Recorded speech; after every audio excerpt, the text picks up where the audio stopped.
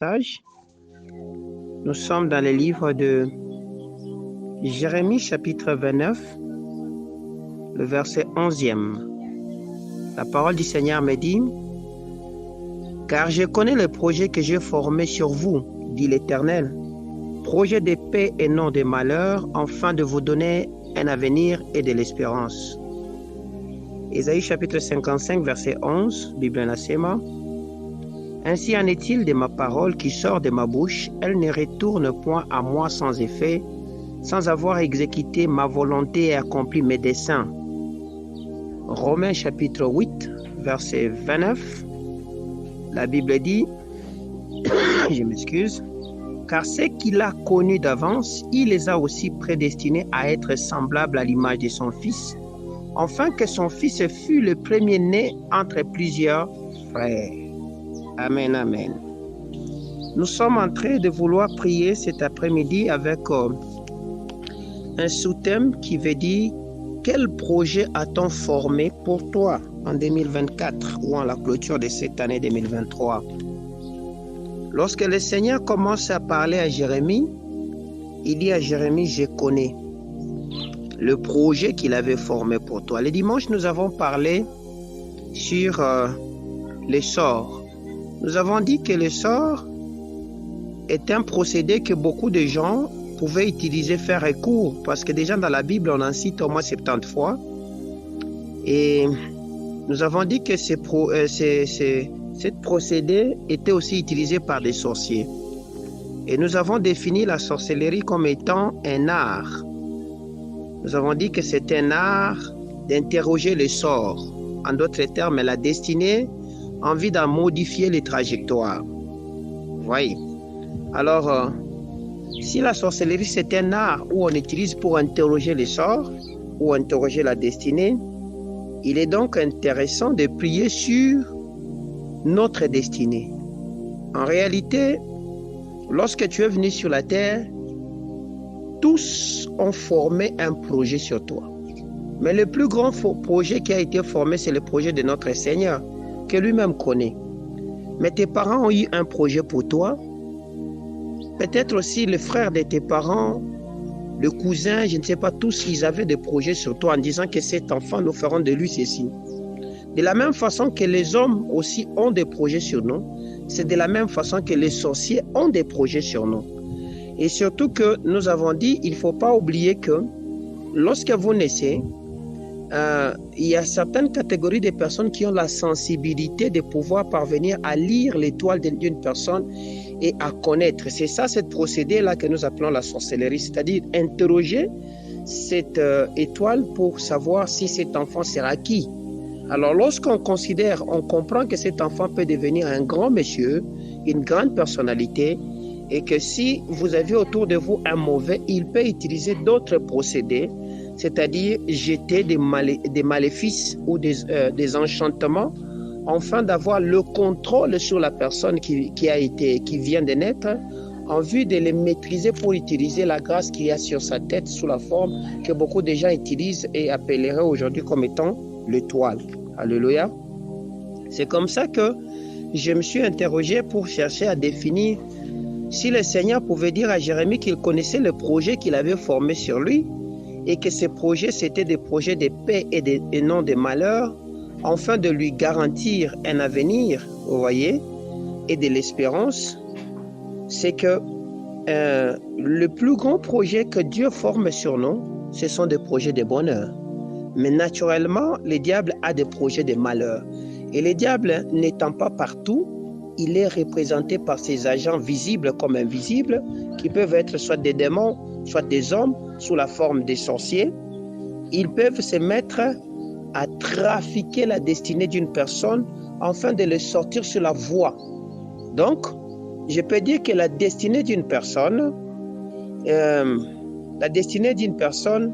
c'est un ensemble de déterminations préétablies des événements de la vie d'une personne par une puissance supérieure. Donc, ce sont des événements qu'on a déjà établis en disant qu'à telle époque il fera ceci, à telle époque il fera ceci, à telle époque il fera ceci. Mais lorsqu'un sorcier vient, il modifie ces événements là-bas en ne permettant pas que l'homme passe par la route que Dieu avait tracée. Vous voyez, c'est ainsi que Dieu pouvait dire à Jérémie que je le connais, je te connais et je connais même le projet que j'ai fait sur toi. C'est que ce sont des événements que Dieu avait déjà définis. Donc, malgré que Jérémie pouvait passer des moments difficiles, Dieu connaissait. Il savait qu'il passerait par cette voie là-bas. Ce que nous poursuivons, ce n'est pas d'accomplir la volonté de Satan, mais nous poursuivons d'accomplir la volonté de Dieu. Et la volonté de Dieu se cache dans un ensemble de paroles qu'il a établies dans la vie d'un homme. La Bible dit, lorsqu'il finit de créer l'homme, il souffla dans l'homme de son esprit. Et quand il finit de souffler dans l'homme de son esprit, la Bible continue plus loin en disant qu'il les bénit. Je l'ai toujours dit, que la bénédiction de Dieu, ce n'est qu'un ensemble de paroles bien dites sur une personne et que cette personne devait marcher sur cette parole là-bas. Vous voyez, c'est comme ça que la destinée, c'est l'ensemble des différentes paroles qui sont en réalité des événements de la vie qui sont établis par Dieu. Vous voyez, alors sur le plan de la vie humaine, cela est considéré comme le plan individuel. Vous voyez, c'est un plan individuel des circonstances, heureuses comme malheureuses, envisagées de manière indépendante de l'homme par une supériorité, un être supérieur sur vous. Vous voyez.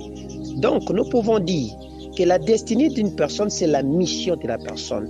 C'est le sort ou c'est la vocation de la personne, vous comprenez? Donc, ce sont les trois événements.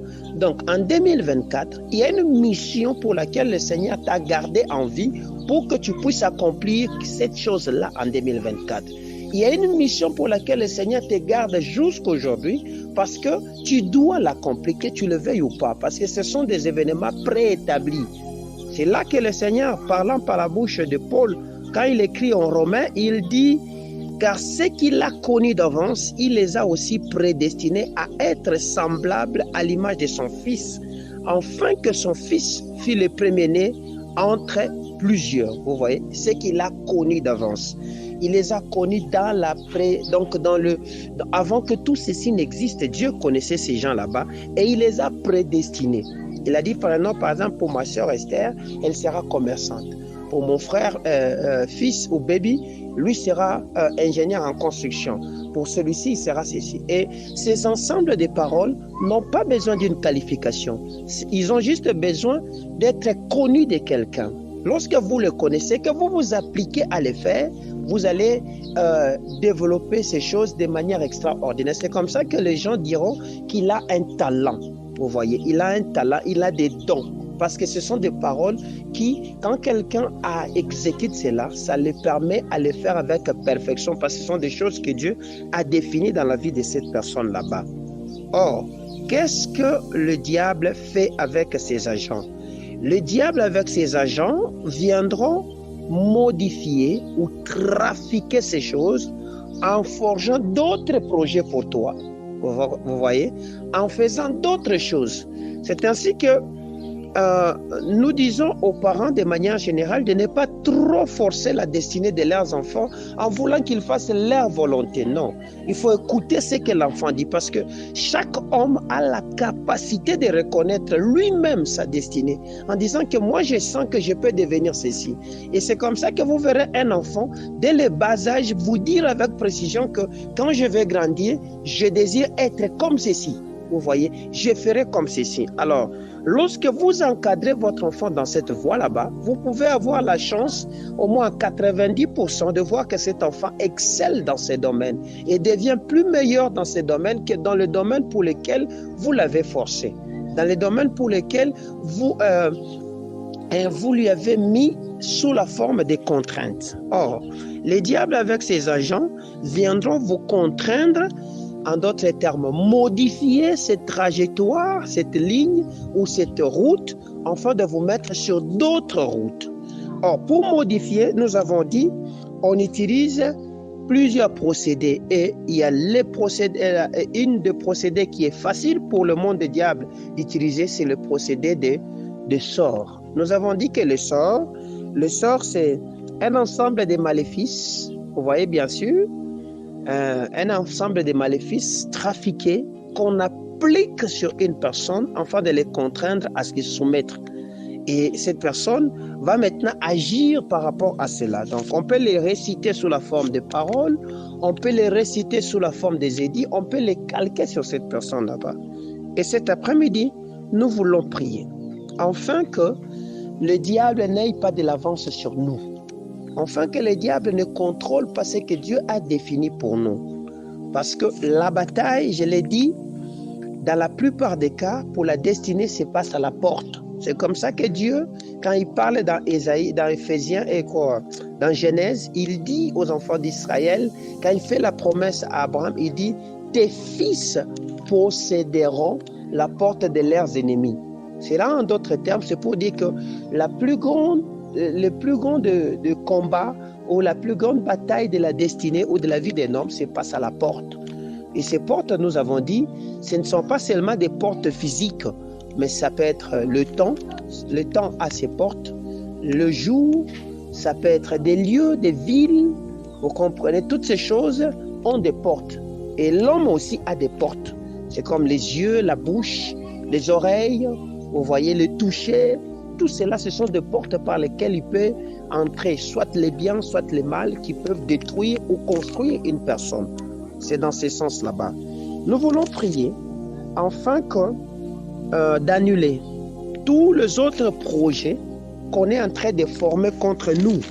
Vous voyez, en ces moments, nous voulons prier pour que le diable ne soit pas à même de sélectionner nos vies comme étant des éléments qu'il va utiliser. Parce que nous avons dit, lorsqu'on interroge le sort de quelqu'un, c'est-à-dire on fait la sélection sur cette personne afin d'appliquer. C'est comme ça que David aussi pouvait sélectionner les prêtres sous la procédé des sorts qu'il jetait. Vous comprenez? C'est comme ça que Josué, quand il devait commencer la conquête de la destinée du pays de Canaan que le Seigneur leur avait donné, ils sont arrivés, ils ont aussi tiré au sort chaque terre qu'ils devaient distribuer dans les 12 tribus. Vous comprenez? C'est dans ce sens là-bas. Or, si ces choses se font, c'est-à-dire que le diable aussi peut tirer au sort en disant que celui-ci ne vivra pas sur cette terre, il doit vivre sur cette terre. Donc, il te sort sur la terre que Dieu avait préétablie pour toi, il te met sur une autre terre.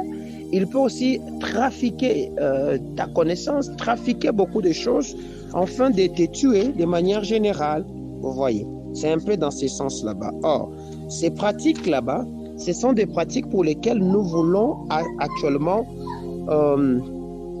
combattre ces choses. Parce que le plus grand combat se passe lorsque quelqu'un échoue de prendre la possession de portes, c'est alors que son année peut être gâchée ou tout ce qui vient devant peut être gâché.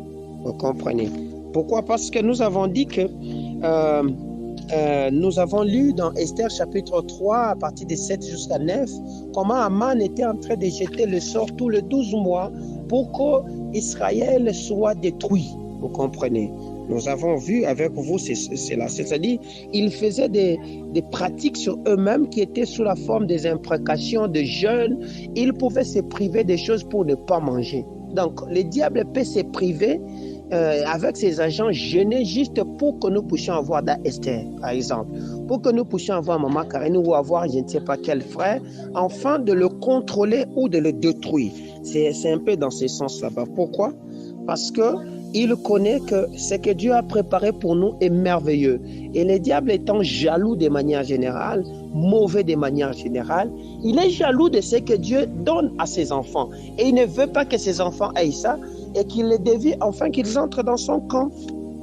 C'est comme ça que Matthieu nous parle comment on avait, lors de la mort de Jésus, s'accomplissait la prophétie qui était dit, on a tiré au sort ses habits.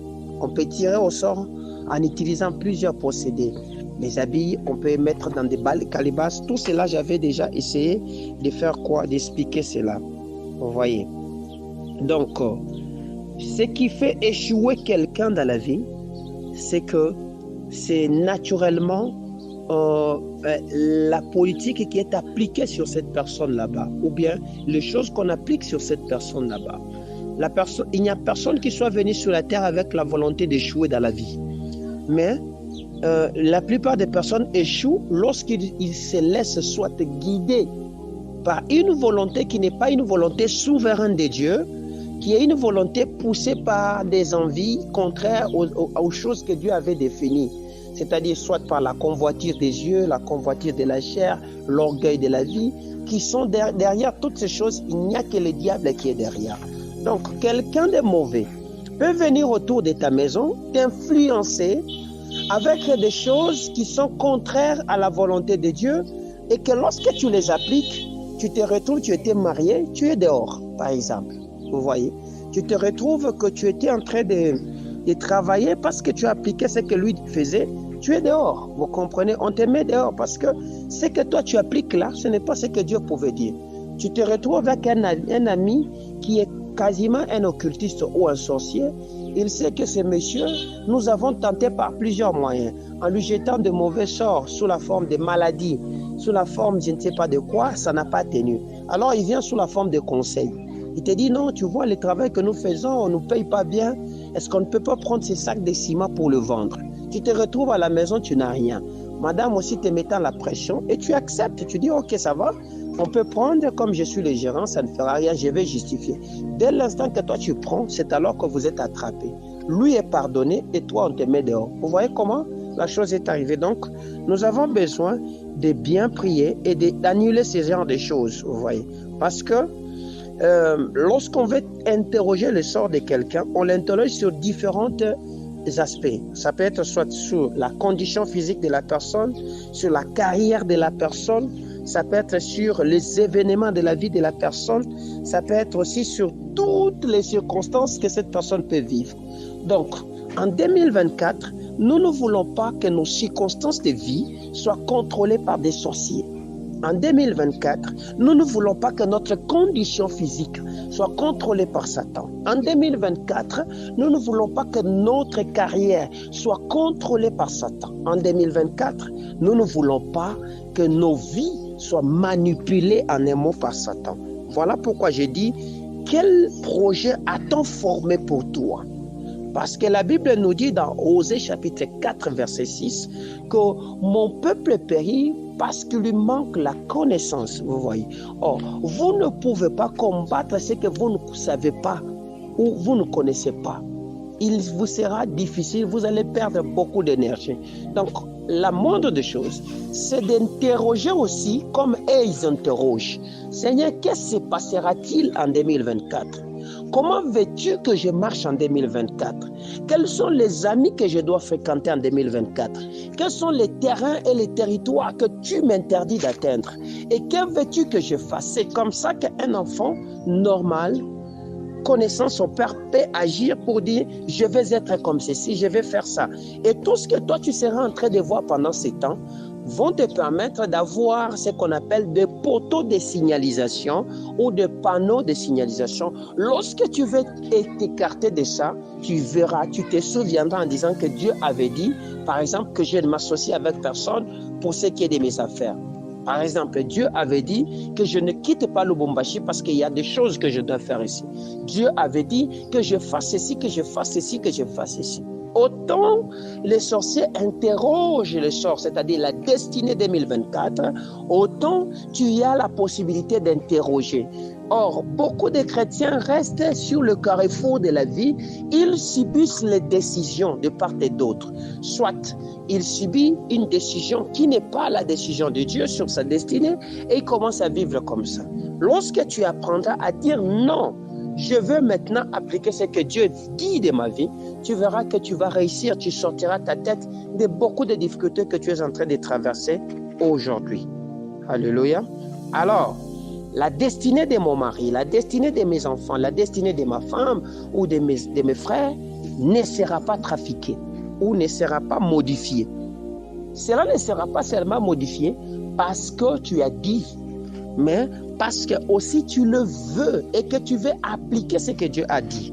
Voilà pourquoi dans Isaïe 55, Dieu dit ceci.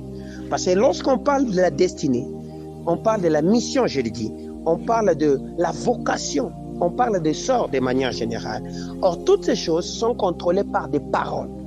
Lorsque le Seigneur commence à parler à Isaïe sur Israël, dans Isaïe 55, il dit « Ainsi en est-il des paroles de ma parole qui sort de ma bouche. » Vous voyez, elle ne retournera pas à moi sans effet, sans avoir exécuté ma volonté et accompli mes desseins.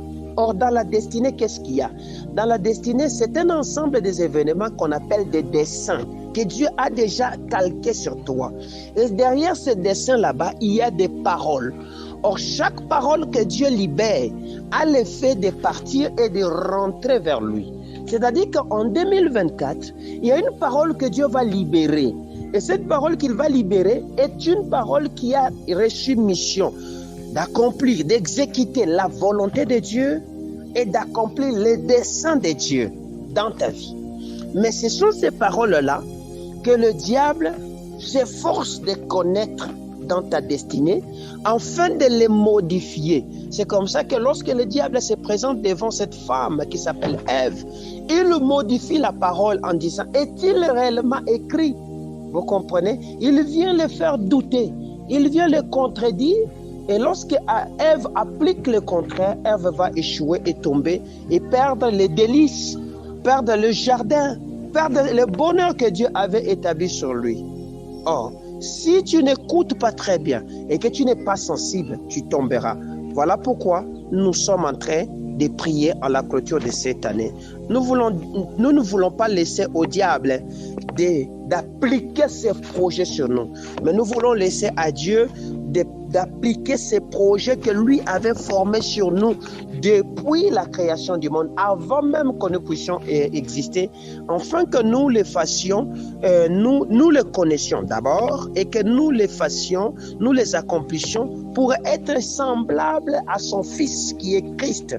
Car c'est comme ça qu'il a dit, il les a aussi appelés à prédestinés à être semblables à l'image de Jésus, semblable à Jésus. C'est-à-dire, ce que j'applique me rend semblable à Christ et je ferai comme Jésus. Qu'est-ce que Jésus faisait? Vous voyez? Donc, dans cette parole que Dieu donne, il y a une similarité de ce que Jésus faisait. Et lorsque je le ferai comme tel, je serai heureux dans ce que Dieu a dit que je devais faire. C'est comme ça que nous allons prier. Donc, c'est bien sûr que nous lançons un embargo spirituel contre le monde des ténèbres pour dire qu'à Mouta, vous n'allez pas contrôler ce que Dieu nous a donné. Vous n'allez pas contrôler nos vies, d'accord? Vous voyez? Mais nous voulons aussi connaître nous-mêmes, c'est quoi? Qu'est-ce qui se passera en 2024? Donc quand tu pries, sois sensible. J'ai vu ceci, j'ai entendu. C'est comme ça que quand vous venez, je prends le luxe de vous interroger en disant, qu'avez-vous rêvé? Qu'avez-vous vu? Qu'est-ce que vous pressentez? Parce que Dieu parle par plusieurs manières. Vous voyez? Et nous ne devons pas mépriser les manières que Dieu utilise. Donc il peut parler par des événements, par des circonstances, par des songes, par des visions, par des révélations et même par la prophétie ou des révélations. Bref. Donc nous devons faire un effort de les appliquer quand tu nous les donnes. Est-ce qu'on est ensemble? Nous voulons maintenant prier s'il n'y a pas de questions à me poser.